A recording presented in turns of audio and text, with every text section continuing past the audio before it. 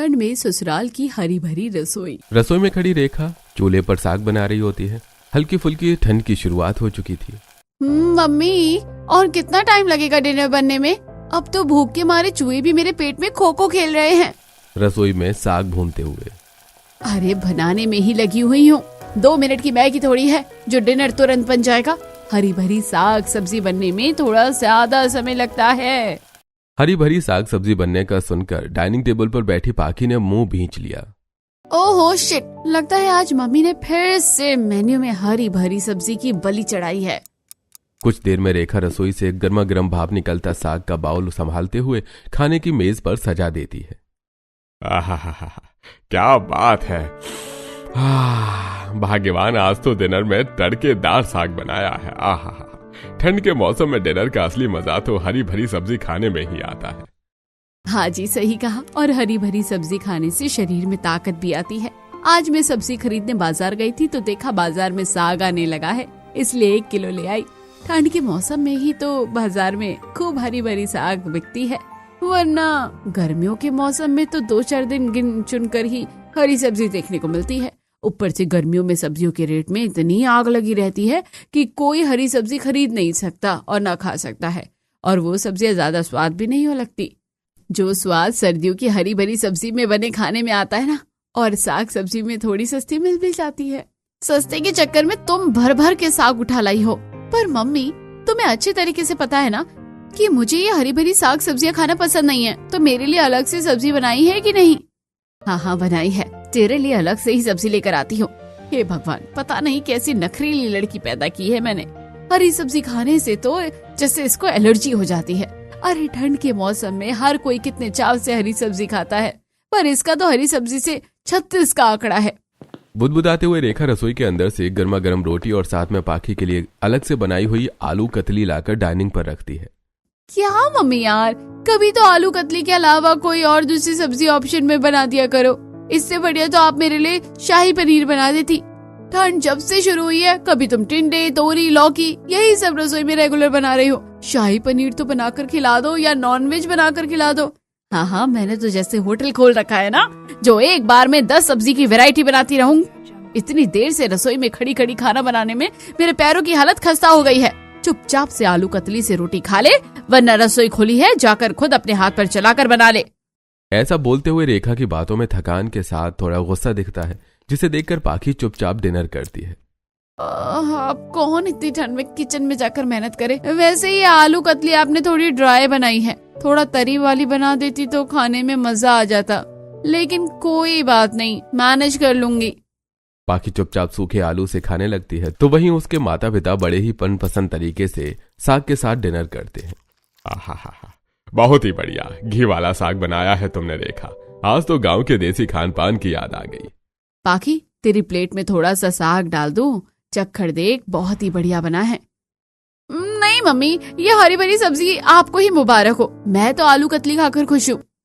हे भगवान, कभी कभी तो इस लड़की का इतना रूखा खान पान देखकर बड़ी टेंशन होती है। कल को इसको हरी भरी साग सब्जी खाने वाला ससुराल मिल गया तो रसोई में नाक चढ़ाकर खाना बनाएगी। इसी तरह कुछ दिन गुजर जाते हैं। थोड़े ही दिनों बाद पाखी का रिश्ता वैभव से फिक्स हो जाता है। शादी का मुहूर्त कड़कड़ाती ठंड भरी दिसंबर के बिल्कुल लास्ट में जाकर निकलता है। धूमधाम से शादी होती है और कड़कड़ाती ठंड में सुबह के 4 बजे पाखी की विदाई होती है। अब तो मुझे सॉलिड वाली सर्दी लग रही है। मेरा तो मन कर रहा है रजाई में जाकर खुद को पैक कर लूं, तभी थोड़ी गर्माहट आएगी। पंडित जी को भी इतनी ठंड में सुबह के 4 बजे ही विदाई का मुहूर्त निकालना जरूरी था। एक तो शादी करवाने में भी इतने स्लो मोशन में मंत्र पढ़ रहे थे कि मंडप में ठंड में मेरी तो कुल्फी जम गई है। कुछ ही देर में पाखी ससुराल के लिए रवाना होती है, जहाँ कोहरे और धुंध में कुछ नहीं दिख रहा था। कुछ देर बाद घर का दृश्य। मम्मी, और कितनी देर तक खड़े रहना पड़ेगा? मुझको बहुत ठंड लग रही है मम्मी। इसलिए तो मैंने कहा था ना रोहन बेटा कि जाकर सो जाओ। इतने में फूलों से सजी गाड़ी चौखट पर आ खड़ी हुई, जहां जेठानी सुषमा ठंड में थरथराते हुए आरती की थाली लेकर खड़ी थी। अच्छू, मम्मी देखो ना, चाचा की गाड़ी आ गई। कांपते कांपते पाखी गाड़ी से उतरकर ससुराल की चौखट पर खड़ी होती है। हे भगवान, आज तो 440 वोल्ट जितनी तगड़ी हवा चल रही है, बस जल्दी से गृह प्रवेश खत्म हो जाए। तब सुषमा गृह प्रवेश करवाती है। छोटी बहू, आज से पहले तक तुम्हारी जेठानी ने इस घर को सहज कर रखा था, अब तुम्हें इस घर को हरा भरा रखना है। अरे यार, मेरे ससुराल वाले भजिया थोड़ी है जो सबको हरा भरा रखना है। खैर फिलहाल तो मुझे रेस्ट करना है, पूरी बॉडी बर्फ हो रही है। माँ, भाभी, अगर रस्म खत्म हो गई है तो हम जाकर कमरे में आराम कर लें। हाँ वैभव बेटा, जाओ दोनों आराम करो, ठंड भी बहुत है। तभी दादी सास अमरावती बोलती हैं। अरे ये कौन सा टाइम है आराम का शांति? सुबह के 6 बज चुके हैं। इस समय घर में लक्ष्मी का वास होता है। इस समय घर की बहू का सोना बिल्कुल उचित नहीं है। दोनों बहुएं मिलजुल कर चाय पानी बनाओ, बड़ी जोर की ठंड है। ठंड से ठिठुरती पाकी ने अमरावती को घूरा और सुषमा के साथ साथ रसोई में चाय बनवाने चली आई, जहां बाहर अभी कोहरा था। लाइए भाभी, चाय में बनाती हूँ। देवरानी जी, अभी अभी तुम सफर की थकी हुई आई हो, मैं तुम्हें अपने हाथों की बढ़िया फर्स्ट क्लास कड़क चाय बना के पिलाती हूँ। जाओ, तब तक तुम चेंज करके आओ, आज ही तुम्हारी पहली रसोई है। अब पाकी किचन से कमरे में आकर चेंज करती है और ठंड से जमी आंखों से गर्मा गर्म बिस्तर और रजाई को देखती है। एक तो इतनी ठंड में सुबह के 4 बजे बिताई, ऊपर से ससुराल आते आते 6 बज गए और पहली रसोई भी आज ही बनानी है।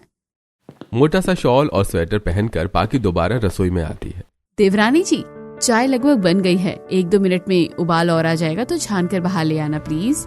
चाय बनाते बनाते मेरे हाथ ही टूट गए हैं। जी भाभी, ठीक है, जितनी देर में चाय बन रही है फ्रिज में देख लेती हूँ क्या क्या सब्जी रखी है।